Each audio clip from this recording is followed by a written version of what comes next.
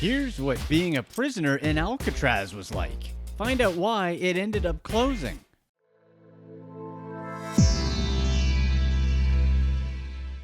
Alcatraz Federal Penitentiary, or The Rock, was a maximum security federal prison on Alcatraz Island located roughly 1.25 miles off the coast of San Francisco. The prison operated from August 1934 all the way until March 1963. That's almost 60 years ago. But why are people still fascinated with this prison despite being shut down for many years? It's because of its reputation of supposedly being an escape-proof prison.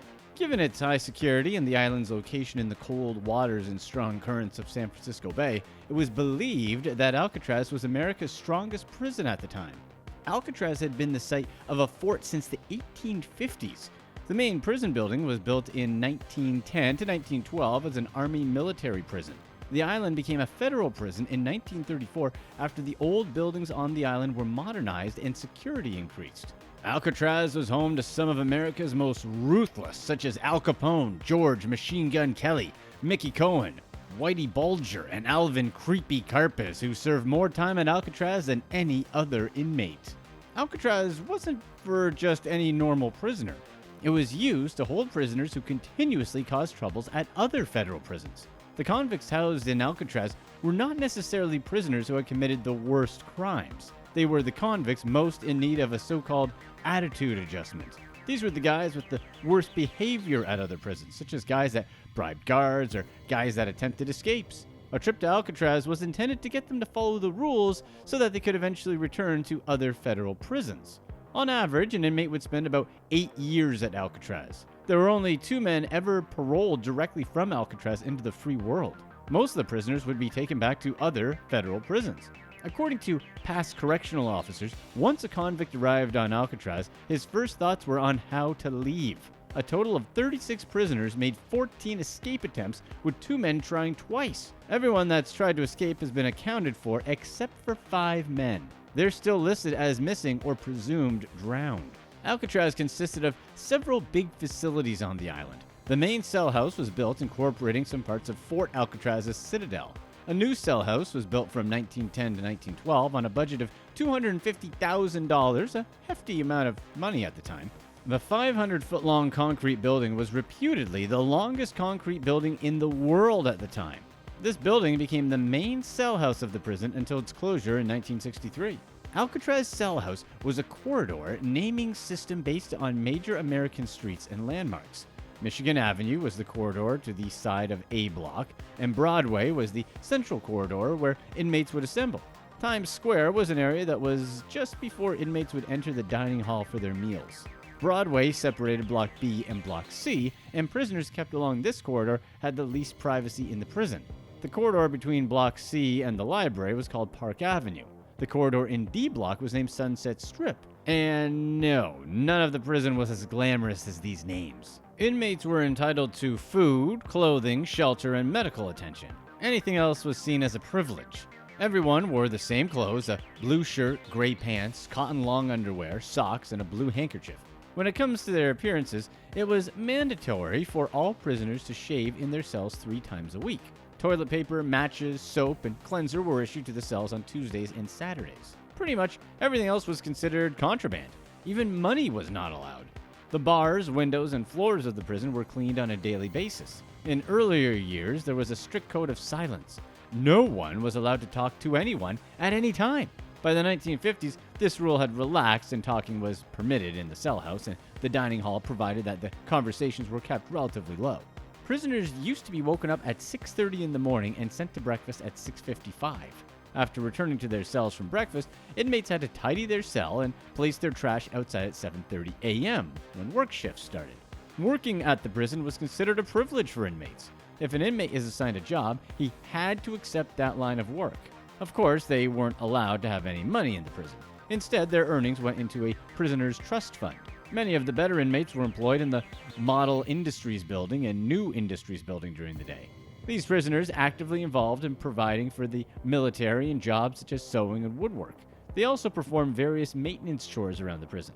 Smoking was another privilege that was permitted in the workplace, providing there wasn't any hazardous conditions. Lunch was served at 11:20 in the morning. followed by 30 minutes of downtime in the cell before returning to work until 4:15 in the afternoon. Dinner was served at 4:25, and the prisoners would then retire to their cells to be locked in for the night at 4:50. They got locked in before 5 in the afternoon. Lights off was at 9:30 at night. After locking in the prisoners for the night, 6 guards usually patrolled the 4 cell blocks. A total of 13 official counts were made throughout the day. In addition, shop foremen made their own verification counts. Sunday and holiday routines had their own schedules with time reserved for haircut, showers, clothing changes, and recreation. Many prisoners have compared their time at Alcatraz as the worst thing they've gone through. The hardest part for a lot of them was the never-changing routine. One former prison guard compared his prison job to being a zookeeper or a farmer. According to him, it felt like the prisoners were treated like animals. Because he was sending them out to basically plow the fields during the day, and then he would round them up and feed them before locking them down for the night. That's one way of thinking about the situation. So how tough was this legendary security in Alcatraz? Well, when Alcatraz was built, the authorities took measures to strengthen the security of the prison cells to make Alcatraz, quote, escape-proof. But they also wanted to improve the living conditions for the staff.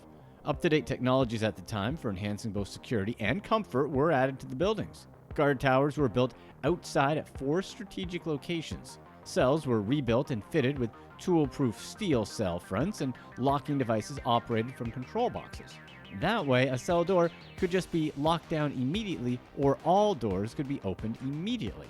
All windows were made covered with iron grills, and the front door was made of solid steel, virtually impossible for any prisoners to escape through. Electromagnetic metal detectors were placed at the entrances of the dining hall and workshops, with remote-controlled tear gas canisters at appropriate locations. Who knew they had this tech back then?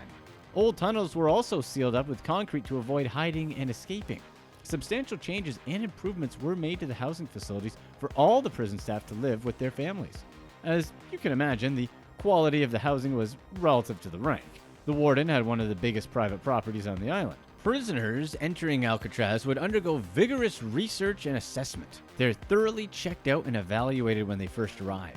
Obviously, they're checked for contraband and also their mental state. Once in, the security was kept extremely tight at all times. Guards kept up with constant checking of bars, doors, locks, and electrical fixtures. On top of that, prisoners were counted 13 times per day. If that wasn't enough, the ratio of prisoners to guards was the lowest of any American prison at the time.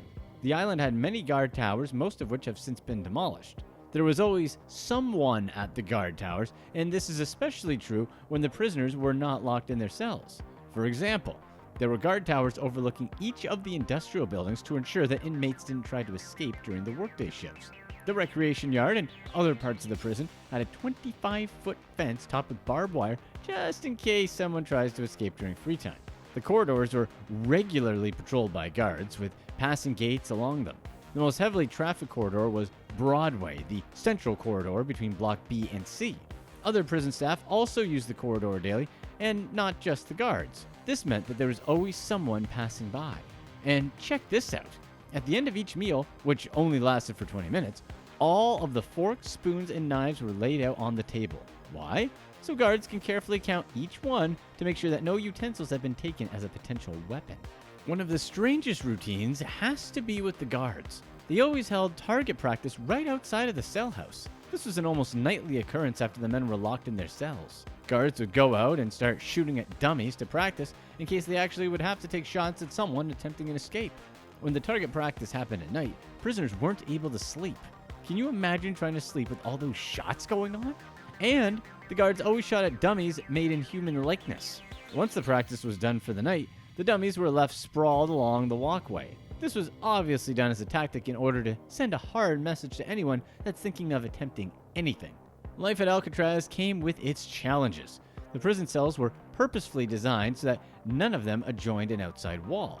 They typically each only had 45 square feet of space. They only had a tiny bed with a blanket, a desk, a sink, and a toilet on the back wall. An air vent covered by a metal grill was at the back of the cells. These vents led into the utility corridors. This was useful for some prisoners. Find out about the real truth behind escaping from Alcatraz in this video. Prisoners had zero privacy using the bathrooms. Yeah, the stench in the prison had to be bad. Hot water faucets weren't installed until the early 60s, even though the prison closed in 1963. Alcatraz had a very strict regimen of rules and regulations, as well as the daily routine. Both the prisoners and the guards had to follow strict orders in order to make sure the prison ran smoothly and safely. Once a prisoner arrived at Alcatraz, he'd be given a copy of the rules to learn and follow. Cells were expected to be kept tidy and in good order. Inmates could actually request hot water and a mop to clean their cells. Inmates were allowed to write only one letter of not more than 2 pages each week, and that letter had to be a blood relative, so no one random. As for original incoming letters, they never actually get to see the original copy. All their mail was opened, and they only received copies typed at the prison office. Visiting was also as regulated as you would think. No visitor was permitted to have any contact with an inmate.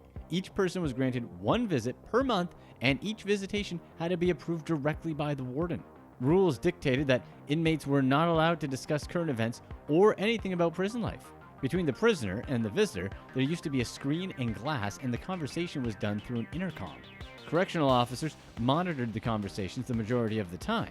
Alcatraz Captain Phil Burgeon stated that they didn't always have time to monitor every single one of the conversations, but the vast majority of visits were closely tracked. If a prisoner didn't follow the rules, he wouldn't be allowed any more visitors. Simple as that.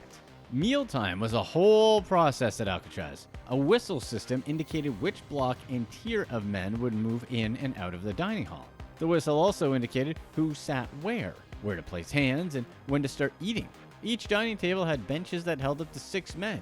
Although smaller tables that seated 4 later replaced these benches, reportedly the food served at Alcatraz was the best in the United States prison system, so that's one nice surprise. A breakfast menu is actually still preserved on the hallway board at Alcatraz, dated March 21st, 1963. The breakfast menu included assorted dry cereals, steamed whole wheat, scrambled eggs, milk, fruit, toast, bread, and butter. Inmates were permitted to eat as much as they liked within 20 minutes, provided that they didn't leave anything to waste. Waste would be reported, and if it happened often, inmates would lose different privileges. All of the prison population, including the guards and officials, would all eat together, with the dining hall being able to accommodate over 250 people. The recreation yard was the yard used by inmates. It's basically the most freedom inmates were allowed to have in the prison, but of course, they're still under constant supervision. Inmates were permitted out into the yard on Saturdays and Sundays and on holidays for a maximum of 5 hours. Those who worked 7 days a week in the kitchen were rewarded with short yard breaks during the weekdays as well. Many of the inmates used weekends in the yards to catch up with each other and talk and scheme about whatever. It was the only real opportunity they had during the week for a quality conversation. And yep, you guessed it, badly behaved prisoners had their yard access rights taken away from them on weekends. The yard was big enough for the inmates to play games such as baseball, softball, and other sports. Because of the small size of the yard and the diamond at the end of it, a section of the wall behind first base was actually padded to cushion the impact of inmates overrunning it. You would think that gloves, bats, and balls would be considered dangerous, but apparently it wasn't. Alcatraz gained notoriety right from the beginning as the toughest prison in America. Former prisoners reported that Alcatraz tested their sanity, with lengthy solitary confinements being one of the worst forms of punishment. Was it true that inmates were locked in dungeons for punishment?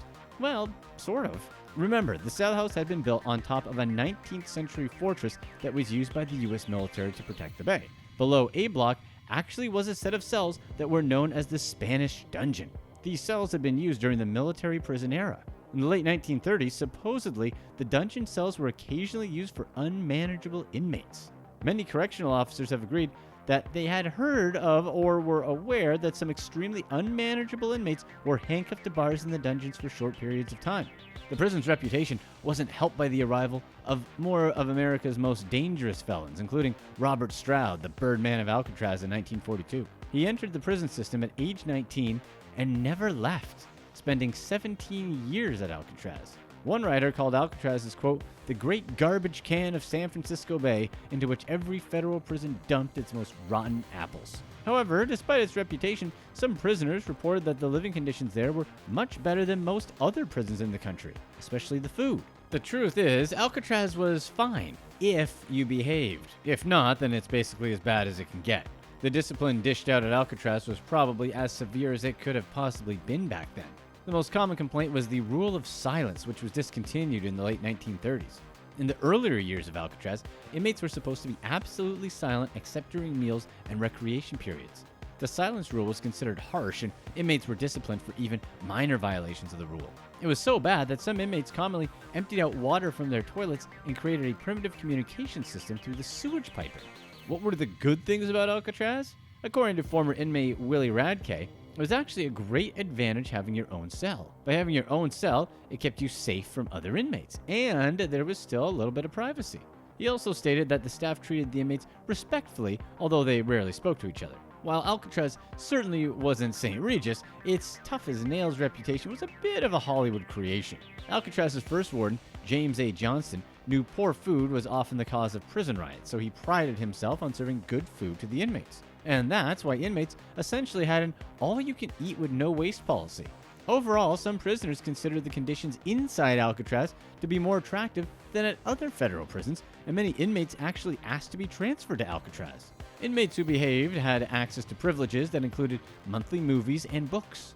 The prison has its own library with over 15,000 books and a lot of popular magazine subscriptions. Inmates would place orders by putting a slip with their card in a box to the entrance of the dining hall before breakfast, and the books would be delivered to and from their cell by a librarian. Books and magazines were carefully curated.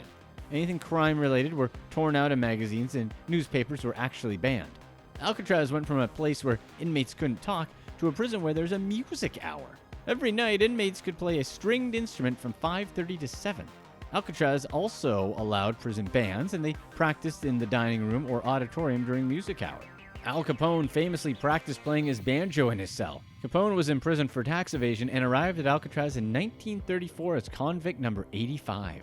He became a cooperative prisoner, and that's why he was allowed to play in the prison band. The Rock Islanders would play Sunday night concerts for the other inmates, but that band ended when Capone got into a fight with the saxophone player. Convicts weren't the only ones living on the island. The guards and their families lived there too. At any given time, there were around 300 civilians living on Alcatraz that included both women and children. Families of the guards enjoyed their own bowling alley, small convenience store, and soda fountain shop.